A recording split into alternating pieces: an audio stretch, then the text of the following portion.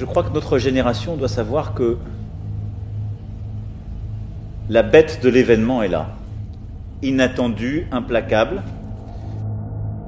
Fin 2019, début 2020, un nouveau coronavirus apparaît et contamine la majeure partie des pays du monde en quelques mois.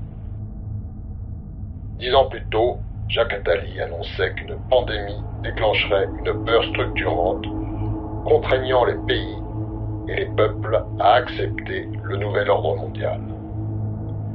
Il écrivait en 2009 « L'histoire nous apprend que l'humanité n'évolue significativement que lorsqu'elle a vraiment peur. La pandémie qui commence pourrait déclencher une de ces peurs structurantes. On devra pour cela mettre en place une police mondiale, un stockage mondial et donc une fiscalité mondiale.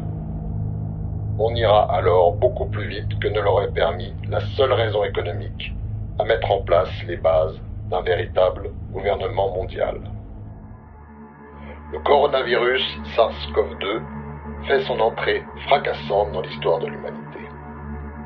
Corona, mot de 6 lettres.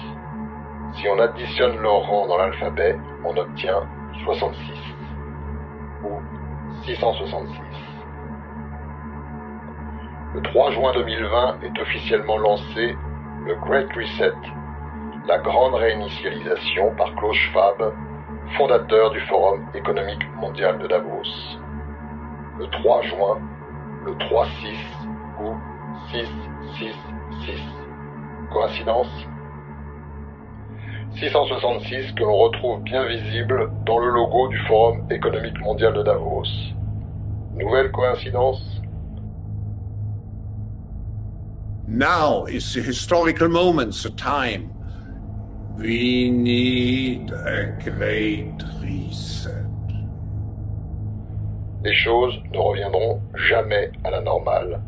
Klaus Schwab, fondateur du Forum de Davos. Au bout de ça, on parle de puces qu'on pourra s'implanter. Ce sera quand ça ? Certainement dans les 10 années à venir.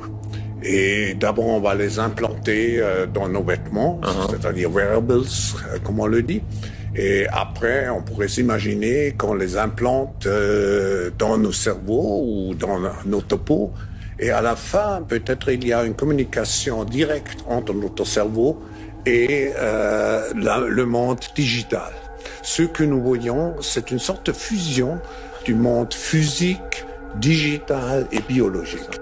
La bête de l'événement est là. Je pense, même si ce n'est pas un souhait, que Elon Musk a raison et que nous accepterons massivement dans quelques temps, pour nos enfants et nos petits-enfants, l'implantation de microprocesseurs dans leur cerveau pour les rendre égaux et leur permettre de lutter, d'être complémentaires avec l'intelligence artificielle.